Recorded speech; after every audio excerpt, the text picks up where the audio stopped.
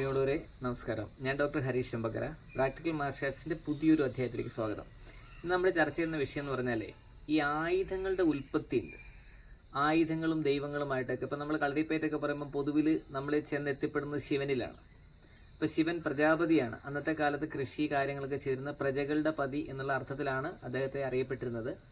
അതിൽ ഒരുപാട് മിത്തുകളുണ്ട്, സത്യങ്ങളുണ്ട്, ശാസ്ത്രമുണ്ട്, ഒരുപാട് കാര്യങ്ങളുണ്ട്. അതിലേക്കൊന്നും നമ്മൾ പോകുന്നില്ല. ഒരായുധം എങ്ങനെയാണ് ഡെവലപ്പായി വരുന്നത് എന്നുള്ളത് മുതലുള്ള ചരിത്രമാണ് നമ്മൾ പറഞ്ഞത്. ഇപ്പോൾ എക്സാമ്പിളായിട്ട് പറഞ്ഞാൽ നമ്മളിപ്പോൾ ഓം എഴുതുമ്പോൾ നിങ്ങളിപ്പോൾ ഈ കാണുന്ന രീതിയിലാണ് നിങ്ങളിപ്പോൾ ഓം കാണുന്നത്. എന്നാൽ പ്രാകൃതമായ രീതിയിൽ അതിന് അർത്ഥങ്ങളുണ്ടായിരുന്നു, അതിന് ചില ഉപയോഗങ്ങൾ, സാധ്യതകളൊക്കെ ഉണ്ടായിരുന്നു. അതിങ്ങനെ മാറി മാറി വരികയായിരുന്നു. ഇപ്പോൾ വാളിൻ്റെ നേരെ കുത്താനായിട്ട് നമ്മൾ ഉപയോഗിക്കുന്ന വാളിൻ്റെ ഇവിടെ വരുന്ന ഒരു ഭാഗം നിങ്ങൾ കണ്ടിട്ടുണ്ടാവും, റൗണ്ടിൽ വെച്ചിരിക്കുന്നത്. അതിലേക്ക് കയറി വരാത്തത് എന്നുവെച്ചാൽ നേരത്തെ കൈക്ക് വെട്ട് കിട്ടിയിട്ടുണ്ടാവും. അപ്പോൾ അവിടെ വെട്ട് കിട്ടാതിരിക്കാൻ വേണ്ടി നമ്മൾ എന്ത് ചെയ്തു, അവിടെ ഒരു റൗണ്ട് ഫിക്സ് ചെയ്തു. ഇനി നമ്മൾ കൈ എടുക്കുന്ന സമയത്ത് ഇവിടെ വെട്ട് കിട്ടും. ഇവിടെ വെട്ട് കിട്ടുമ്പോൾ അവിടെ അതിനൊരു മറ ഉണ്ടാവണം. അങ്ങനെ പലതും ചെയ്താണ് ഇന്ന് നമ്മൾ കാണുന്ന പല ആയുധങ്ങളും ഡെവലപ്പായിട്ടുള്ളത്. അപ്പോൾ അത്തരത്തിൽ പണ്ട് ഉപയോഗിച്ചിരുന്ന ത്രിശൂലങ്ങളും ആ ത്രിശൂലത്തിൽ നിന്ന് മാറി മാറി വന്ന മാറ്റങ്ങളിലൂടെ വന്ന ത്രിശൂലത്തെയാണ് നമ്മൾ ഇന്ന് പരിചയപ്പെടുന്നത്. നേരെ വീഡിയോയിലേക്ക്. പണ്ട് ആദ്യകാലത്ത് ഉപയോഗിച്ച ത്രിശൂലം ഇതാണ്. ഇവിടെ ഈ വളവ് ഉണ്ടായിരുന്നില്ല, നേരെ തന്നെയാണ് ഉണ്ടായിരുന്നത്. ഈ വളവില്ലാതെ നേരെ തന്നെയായിരുന്നു. അപ്പോൾ എന്നാലേ ഇത് കയറുള്ളൂ. ഈ ഭാഗം നോക്കി, ഇവിടെ കുത്തിയ കയറില്ല, ഇവിടെ വളഞ്ഞിങ്ങനെയാണ് നിൽക്കുന്നത്. അപ്പോൾ എങ്ങനെയാണ് ഇതിങ്ങനെ മാറിയെന്ന് ചോദിച്ചു കഴിഞ്ഞാൽ അതിൽ വരുന്ന മതാത്മകത തന്നെയാണെന്ന് വേണം നമുക്ക് പറയാനായിട്ട്. പിന്നെ ഇതിന് പുറകിലൊരു കാര്യമുണ്ട്. ഈ ഒരു പോയിന്റ് കണ്ടോ, ഇതിനാണ് നീളക്കൂടുതൽ. ഇതിനെയാണ് നമ്മൾ സുഷുമ്ന നാഡി എന്ന് വിളിക്കുന്നത്. സുഷുമ്ന നാഡി എന്ന് വിളിക്കുന്നത് ഈ ഒരു പോയിന്റിനെയാണ്. ഈ സംഗതി ഇടനാഡിയും ഇത് പിംഗല നാഡിയാണ് റെപ്രസെന്റ് ചെയ്യുന്നത്. ഇടനാഡി, പിംഗല നാഡി, ഇതാണ് സുഷുമ്ന. സുഷുമ്നയ്ക്കാണ് നീളക്കൂടുതലുള്ളത്. അതുകൊണ്ടാണ് ഈ ഭാഗം ഇതായത്. ആ ലെവലിൽ നിന്നാണ് ആധ്യാത്മികമായി നമ്മൾ പറയുമ്പോൾ ഈ ആയുധത്തിന്റെ പ്രത്യേകത. അപ്പോൾ ഇത് നമ്മൾ ഫിസിക്കലായിട്ടുള്ള നമ്മുടെ കുണ്ടലിനെ ഉണർത്താനുള്ള വിദ്യയും ഇതിൽ കെട്ടിയിടുന്ന കണ്ടില്ല ഒരു ഉടുക്ക് എന്ന് പറയണത്. ആ ഉടുക്കെന്ന് പറയണത് ശരിക്കും പറഞ്ഞു കഴിഞ്ഞാൽ നമ്മുടെ മനസ്സാണ്. ഉടുക്ക് പ്രസന്റിൽ ബന്ധിച്ചാൽ മനസ്സ് വർക്ക് ചെയ്യില്ല എന്നുള്ളതാണ്. അത് ഈ നിമിഷത്തിൽ നിങ്ങൾ ജീവിക്കുമ്പോൾ പാസ്റ്റിലേക്ക് ഫ്യൂച്ചറിലേക്ക് നിങ്ങൾ പോവില്ല. നിങ്ങളുടെ മനസ്സ് അനങ്ങാതുള്ള ഒരു ഉടുക്ക് പോലെ ആവും. അല്ലാത്തപ്പോൾ ഉടുക്ക് എന്ത് ചെയ്യും? പ്രശ്നങ്ങൾ ഉണ്ടാക്കിക്കൊണ്ടേയിരിക്കും. ഇങ്ങനെയാണ് ഇതിൻ്റെ ആധ്യാത്മികമായ ഒരു വശവും ഭൗതികമായ മറ്റൊരു വശവും. അപ്പോൾ അതുകൊണ്ട് ഇത്രയും അകലത്തിലാണ് അത് ചെയ്തിരുന്നുള്ളതാണ്. പിന്നീട് ഇതിനെന്ത് സംഭവിച്ചു എന്നാണ് ഞാൻ പറയുന്നത്. വളരെ ശ്രദ്ധിക്കണം. ആയുധങ്ങൾ തമ്മിൽ ചെറിയ മാറ്റങ്ങളേ ഉള്ളൂ, ശ്രദ്ധിക്കണം. ഓക്കെ. ഈ ആയുധത്തിൻ്റെ പ്രശ്നം വെച്ചാൽ മറ്റേത് കുറച്ചുകൂടെ വലിപ്പമുണ്ടായിരുന്നു. വലിപ്പം ഉദ്ദേശിക്കുന്നത് എങ്ങനെയാണെന്ന് വെച്ചാൽ ഈ വലിപ്പമുള്ള ഭാഗം നമ്മുടെ ഈ വാരിയലുകൾ തീരുന്ന ഭാഗത്ത് കൊള്ളണമായിരുന്നു. ക്ലിയർ ആയിട്ട് പിടിയിട്ട് ഇവിടെ ഒതുങ്ങി നിൽക്കണം. അപ്പം നമ്മളിങ്ങനെ ഒരു അറ്റാക്ക് ചെയ്ത് കഴിഞ്ഞാൽ ഈ രണ്ട് ഭാഗത്തുനിന്ന് ആൾ കൂരി പോകാൻ പറ്റരുത്. കുറച്ചേറെ കാലം കഴിഞ്ഞപ്പോൾ യുദ്ധങ്ങളില്ലാതായപ്പോൾ എന്ത് മാറി? ഈ പറയുന്ന കാര്യത്തിൻ്റെ ആ ഒരു ടെക്നിക്കൽ സൈഡ് മാറുകയും ഇത് ഒതുങ്ങി ഈ ഒരു പരുവത്തിലേക്ക് വരികയും ചെയ്തു. അതായത് നീളത്തിൽ വരച്ചിരുന്ന ഓമിൻ്റെ നീളം കുറച്ച് വളച്ച് വരയ്ക്കുന്ന പരുവത്തിലേക്കായി. കാരണം തമിഴിൽ നമ്മൾ ഓം എഴുതുമ്പോൾ നിങ്ങൾ നോക്കിയാൽ അതിങ്ങനെ ചുറ്റിക്കെട്ടിയിട്ടാണ് ഓം എന്ന് പറയുന്നത്. അതുപോലെ ചുറ്റിക്കെട്ടുകൾ നമ്മളല്ലാതെയുള്ള ഓമിനും ഉണ്ടായി എന്നുള്ളതാണ് സത്യം. ഇനി ഇതിന് ഇപ്പോഴുണ്ടായിട്ടുള്ള വ്യത്യാസം നമുക്കൊന്ന് നോക്കാം. ഇപ്പോൾ ഉണ്ടായിട്ടുള്ള വ്യത്യാസം ഇതാണ്. കാരണം വളരെ ലീനായിട്ട് വന്നിട്ട് എല്ലാ ഭാഗവും നല്ല ഭംഗി. ഇപ്പം ഈ പിക്ചറുകളിലൊക്കെ ഇപ്പം എയോട് വന്നോട് കൂടിയിട്ട് പിക്ചറിലൊക്കെ ഇങ്ങനെയുള്ള വ്യത്യാസങ്ങളായി. അപ്പോൾ ഇതിൻ്റെ ഉപയോഗം എന്താണെന്നും ആദ്യത്തെ ഇത് തമ്മിൽ നമുക്ക് താരതമ്യം ചെയ്ത് നോക്കിയാൽ എത്രമാത്രം മാറ്റങ്ങൾ ആയുധത്തിന് വന്നിട്ടുണ്ട് എന്ന് കാണാൻ പറ്റും. ഈ രണ്ട് ആയുധങ്ങൾ നിങ്ങൾ നോക്കുക. ഈ രണ്ട് ആയുധങ്ങളിൽ ഇതാണ് ആദ്യം ഉണ്ടായിരുന്നത്, അവിടെ നിന്ന് മാറ്റം വന്നാണിത്. ഇങ്ങനെ ലോപിച്ചാണ് ഇതിൻ്റെ മൂല്യങ്ങൾ വ്യത്യസ്തമായ രീതിയിലേക്ക് മാറുന്നതും. അന്നത്തെ ഇപ്പം ഇനി നമുക്ക് യുദ്ധം ചെയ്യാനുള്ള മാർഗ്ഗങ്ങളൊന്നുമില്ല. കാരണം നമുക്ക് മിലിറ്ററിയും കാര്യങ്ങളൊക്കെ ഉള്ളത്, നമുക്ക് യുദ്ധം ചെയ്യേണ്ട കാര്യമില്ല. പിന്നെ ഇതൊരു കല പോലെ, ട്രഡീഷൻ പോലെ നമുക്ക് സൂക്ഷിക്കുക മാത്രമേ നിവൃത്തിയുള്ളൂ. അപ്പോൾ അതിലേക്ക് വരുമ്പോൾ ഉണ്ടാകുന്ന വ്യത്യാസമാണ്, കാലഘട്ടങ്ങളുടെ വ്യത്യാസമാണ്, ആയുധങ്ങളിൽ വന്ന വരുത്തിയ വ്യത്യാസമാണ് നിങ്ങളിപ്പോൾ കാണുന്നത്. നമ്മൾ വിചാരിക്കും ത്രിശൂലം പോലുള്ള കാര്യങ്ങൾ പലപ്പോഴും നമ്മുടെ നാട്ടിൽ മാത്രമേ ഉള്ളൂ എന്ന് വിചാരിക്കും.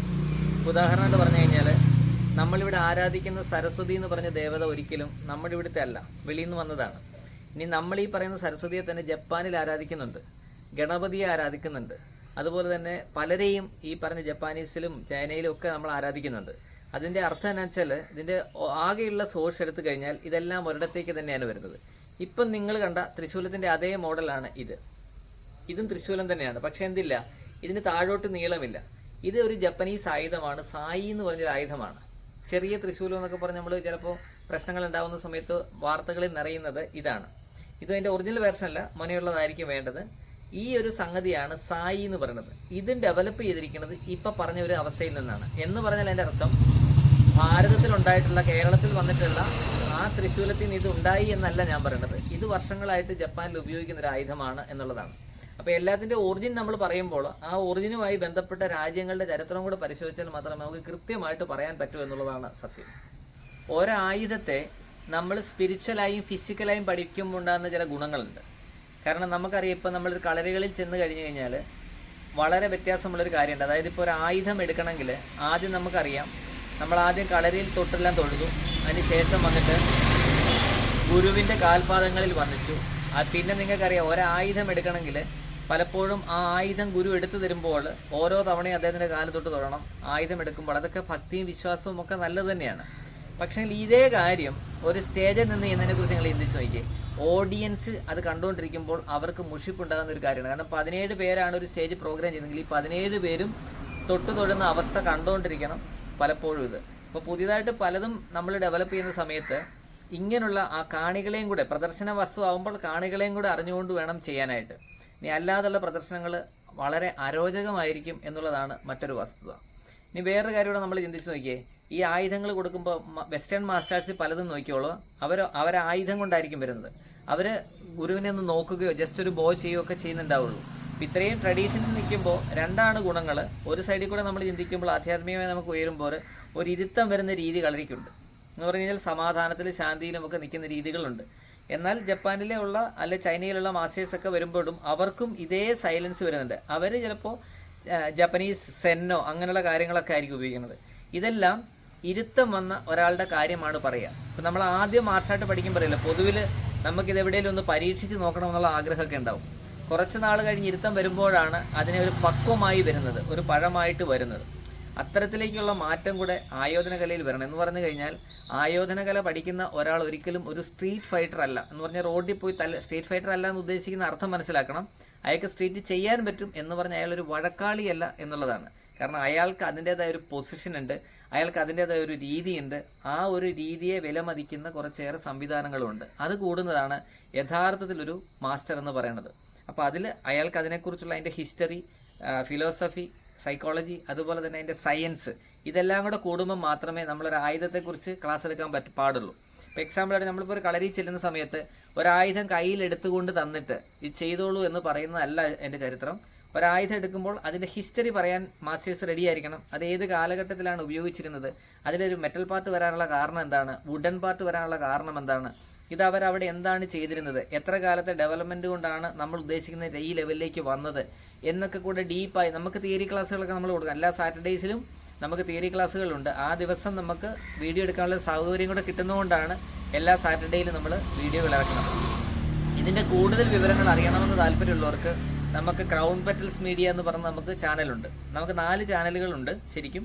അപ്പോൾ ആ 4 ചാനലുകൾ ഒരെണ്ണത്തിൽ കഥ മാത്രമാണ്. സെൻ എന്ന് പറയുന്ന ഒരു സമയം, സെന്ന് എന്ന് പറഞ്ഞിട്ട് ഒരു ചാനലുണ്ട്. അത് നിങ്ങൾക്ക് കയറി കാണാൻ കഥകൾ, അതുപോലെ യോഗയുടെ ബേസിക് എല്ലാം അതിനകത്ത് നമ്മൾ തരുന്നുണ്ട്. പിന്നെ മറ്റൊരു ഇതാണ് നമ്മുടെ പ്രാക്ടിക്കൽ മാർഷൽ ആർട്സ് എന്ന് പറഞ്ഞ് പിന്നെ പുതിയൊരു ചാനലിലൂടെ തുടങ്ങിയിട്ടുണ്ട്. അതിങ്ങനെ വർക്കായി വരുന്നതേ ഉള്ളൂ. അങ്ങനെ 3-4 ചാനലുകളാണ് നമുക്കുള്ളത്. പിന്നെ ഒരു ഹായ് വ്ളോഗ്സ് എന്ന് പറഞ്ഞ കുട്ടികളുടെ ഒരു ചാനലുണ്ട്. ഇത്രയും ചാനലുകളാണ് നമുക്ക് പോകുന്നത്. അപ്പം നിങ്ങൾ മറ്റ് ചാനലുകളുമായിട്ടുള്ള കുറച്ചുകൂടെ കണക്റ്റായിട്ട് ചെയ്യുകയാണെങ്കിൽ ഇതിൻ്റെയൊക്കെ ഹിസ്റ്ററികളും ഓരോ ആയോധനകലയെക്കുറിച്ചും ഡീപ്പായിട്ട് 1/2 മണിക്കൂറോളം വരുന്ന വീഡിയോകൾ അതിനകത്തൂടെ ഇട്ടിട്ടുണ്ട്. അപ്പോൾ അതുകൂടെ നിങ്ങളൊന്ന് കയറി കാണുകയാണെങ്കിൽ ഏത് വൈഡ് ആംഗിളിലാണ് നമ്മളത് പഠിപ്പിക്കുന്നത് എന്നുള്ളത് നിങ്ങൾക്ക് കൃത്യമായിട്ട് മനസ്സിലാവും.